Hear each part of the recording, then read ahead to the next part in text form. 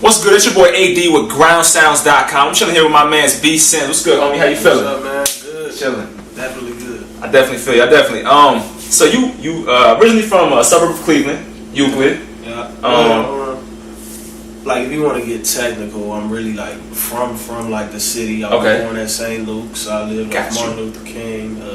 Every hood got an MLK. Yep. Martin Luther King. Till I was about young, like 3. Right. And that's when I moved out to Euclid. And then I moved out to another suburb, Twinsburg. But all my family, all my roots, East Side Cleveland, East Cleveland, all that. So Okay. Definitely. I rap the whole East Side. There you go. So, being based out of Cleveland, how do you feel about the music scene within the city of Cleveland? You feel like it's progressing, digressing, staying the same? How do you feel about it in general? I don't know. I feel like it got potential. I just feel like I feel like we keep weighing ourselves down though, because it's people out here that's making it. You got Cuddy, you got Chip, you got MGK, Stally. He from a little further down, but we rap him. He rap us, but like it's ways to do it. We got a few outlets now. It's just niggas ain't really like taking advantage of them or ain't approaching it in the right way. We got like a crab in a barrel mentality where it's like ain't no way all of us can get out of here. Right. Okay. Maybe only one of us gonna make it out, and if I gotta make sure that I'm that one. Right. So versus. That's kind of the mentality that a lot of people take on. So you feel like the competition plays into it more, or do you feel like the support isn't there? Or yeah, like everybody, they got support, but it's from their own camp. Okay, so not the city as a whole. Yeah, not the city as a whole. Like if you from here and you rap, your team, your people, they gonna support you. Right. But they ain't gonna support me unless me and you click up and we say that we mans. Right. But other than that, there's it's no not way. Happening. No. Okay, gotcha. No, I follow. Definitely, yeah. So it's a lot. Okay, definitely. So you upon graduation from high school, you went to college at St. Francis in New York. Yeah. Now, you were there for a short period of time. I know that kind of, I don't know if this is in that vicinity, but I know you won a DTP showcase. Mm-hmm. Did the victory in that showcase, did that trigger your desire to move back to Cleveland for good? Yeah, but at the time I didn't know I was moving back to Cleveland for good. Okay, gotcha. I thought it was a piss stop. I was 18, I was just so fucking stupid. Like, you young. Yeah, I was young and dumb. I was just, basically I won a showcase. The A&Rs, they telling me like, yo, we about to get you flown down to ATL. We gonna, right. They're like, we don't do this for nothing. We looking for somebody to sign. You got it, this and that. So I'm like, I came to school in New York to try to get a record deal. Right, you weren't searching furthering your music. I was trying to get, like, I wasn't trying to go to fucking school. I was trying to get to New York where I could get a deal. Right. So me being 18 thinking, well, these niggas talking about they want to sign me. What the fuck do I need to be in school anymore? I'm about to just go to ATL when they tell me to. Right. But I'm going to go home for a few weeks, wait for them to give me all my information. Get myself together. Get my shit together. Right. And then go down. Okay. Didn't happen like that. It didn't change. Okay. And I ended up at home though. But everybody has a plan, so that just wasn't, that's part of your plan. Yeah. So you're just gonna make it another way. So it's definitely, still a positive outlook in it. Last year you dropped a mixtape, Dazed and Confused, and actually on that mixtape you hooked up with DJ Green Lantern. He hosted it. Uh-huh. How did that relationship transpire? Like this, as far as being so early on in your career, one of your first tapes, that's a pretty big name to hook up with. Yeah, it taught me a lot. Like it was humbling because DJ Green Lantern, like he told me I'm not about to just host anybody tape. Right. Like you gotta have some talent, and we talked on the phone, and he told me like, man, you got some hot shit. You young, I believe in you, and this, that, and the third. But when it came out, it didn't like. He didn't really push it the way that I thought that he should have pushed it. Okay. And that, at the time I was a little frustrated. But when I went to New York, he had me on his radio show, and we talked. That's crazy. Yeah. We had a little talk, and I realized that like, at that time I was 19. Like, nigga, you gotta pay your dues. Right. Like he's like, True. I can't. Like we can't give you anything. Right. Like you have to make put that time. Yeah. Like I can only give you what I can give you. But right. Like I understand. In order to, they can only do so much. But I gotta get out here and make motherfuckers understand, right, and make niggas respect me first. Make a name yourself. And when and it seemed like it may seem corny, like niggas don't want to hop on a bandwagon until you popping, right? But it's not really like that. It's like nobody wants to jump ship for you because if he co-signs me and I don't, prosper. What does that make him look like? He's not. That's over his name. No, I feel you. Yeah, so I just gotta prove myself, and I know when I get to a level like that's a contact that I'll be able to reach back out to, and we can jump back to work like that. But I definitely got utmost respect for him. That nigga, he put me in a position to be on air with Kendrick Lamar, Ab-Soul, and Big Crit the night that Live from the Underground dropped. Like, That's I sat crazy. in the green room with Big Crit for like an hour, and we was just talking. I was trying to soak up some game from him, and you know, get that knowledge. yeah, That's crazy. So also on the mixtape, you there's a song called Fears, and that was produced by Sledger. Yep. That's also another big name, like to work with so early on in your career. How'd you make that connection? Man, Sledger, he just I think his website, he just had like beats online. Okay, gotcha. And I purchased the beat online. And Wow, shit, okay. and I just, you know, Right. And I had the beat. I had a song to it, but I wanted a feature verse, and I didn't know who I wanted to get on it yet.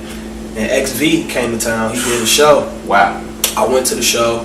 After the show, you know, I chopped it up with him a little bit. I told him who I was. He like, wait, Steve Sims, Mr. Peter Parker. He like, I've heard of you before. Right. You know, because I did tape with Mr. Peter Parker, and you know, he from Kansas, Midwest. Mr. Peter Parker used to be based in Minnesota and shit. So he had seen, you know, live mixtape. So you know, he had a little bit familiar. You know, he's a little bit familiar with me. So you know, I told him the concept of the song. You know, we spit some bars back and forth. And he was like, yeah, man, because he was on a Midwest State of Mind tour. And he like, anybody from the Midwest that's doing their thing, I'm rocking with you. I'm supporting with you. I'm supporting you. So I sent him the track, and he sent it back a few weeks later, and yeah, I put that on there, and it was produced by Sledger. That's ill. That's definitely ill. So I guess you just talked about, you know, developing that connection with XV. That kind of leads me into your song "Gotta Know." By the way, the video very ill. Love the concept. It's different. It stands out, abstract, like you would say. The video is old too, man. I love it though. You can tell because in the video you ain't got no type of facial hair.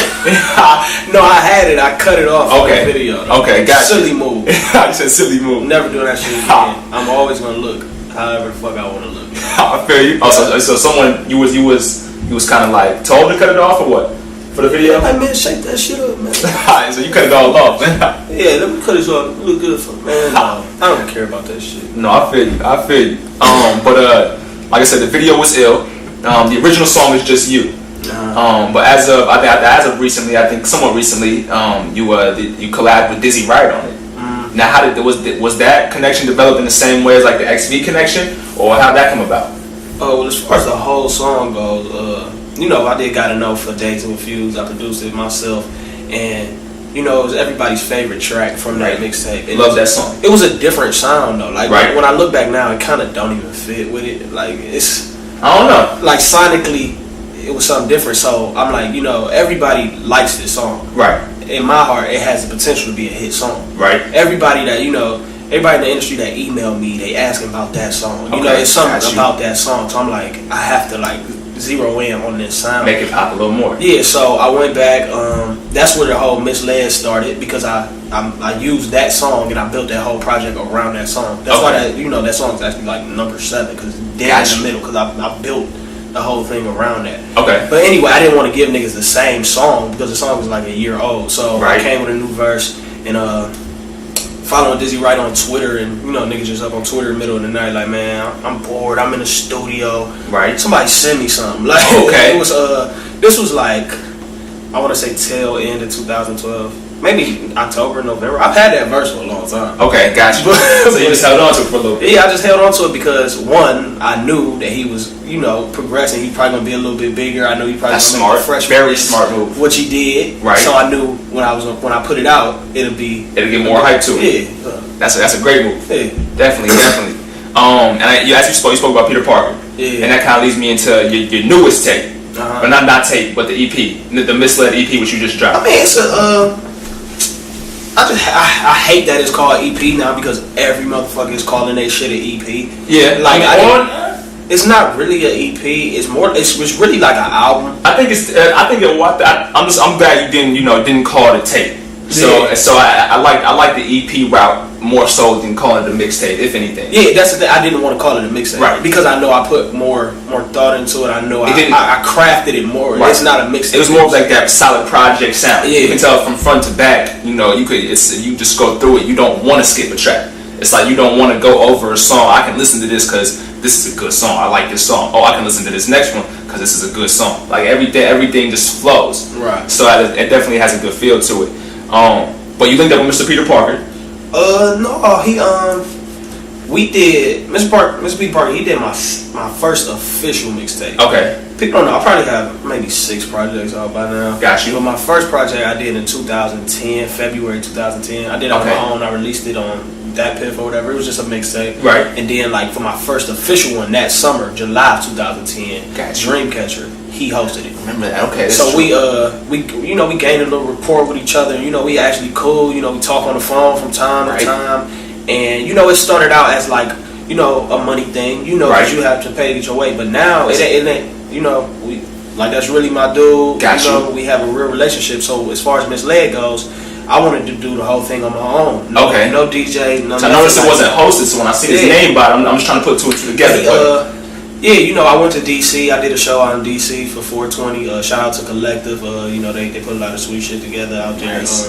They had a show with Stally and Smoke Dizzle, but all that. But anyway, he's in DC now. So when I went out there, we linked up. We talked. I told him about the project I was doing. He's like, you know, if you need anything done with it, just let me know. So when it was done, I sent it to him. You know, he EQ'd it for me, mixed it a little bit, and you know, that's where that comes into play because you know, like. This is on my own, but I still have ties to people. I still, you know, he still hold me down. Right. And that's just us, you know, paying homage to each other. There you go. Okay, definitely.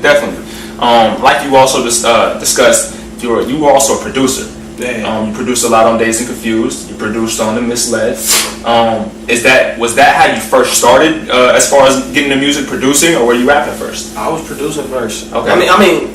Everybody wanted to rap. Right. Like, of course, I was 10 years old. I was writing raps and shit like that. Everybody was. But, like, as far as getting serious into it, it started with producing. I had an uncle that used to live with us back in the day. Got you. My mother's younger brother, but he was around me and my sister's age. Got you. And he from St. Louis. He went back to St. Louis, and he came back to Cleveland to visit us for a summer. And, he put this software on my computer.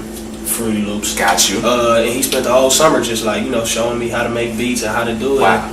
He left and I just picked it up on my own. I was about 12 then. Jeez. So I went to middle school and I was selling beats on CDs. I would put like 2 beats on a CD and sell the CD for like $10, which is crazy. Right. Like when now you think about it nowadays. When you think about it, but when you're in 7th grade, you're 12 years old. Yeah.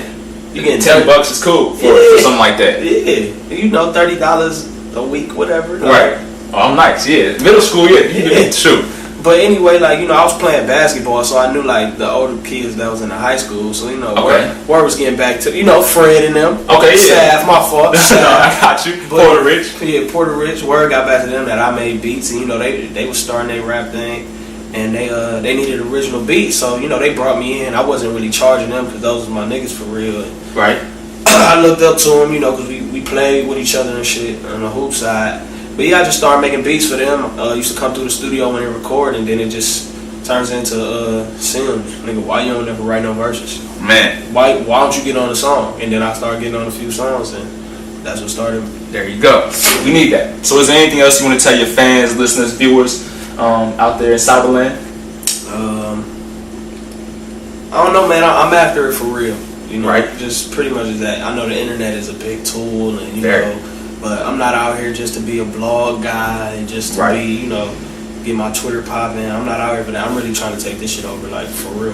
Like, I'm really out here, so I'm really gonna be active. Anybody out there that's in tune to the hip hop world, South by Southwest, I'll be there. Listen up, like I'm gonna be everywhere. So if you're looking for me, you can find me. There you go. Simple as that, man. That's what I'm trying to hear. I appreciate you sitting down with me, B Sims. Appreciate you. And they can go get that Misled EP, livemixtapes.com, correct? Mixtapes, yeah. And go check out the videos as well. You already know what it is. AD, B Sims, Ground Sounds.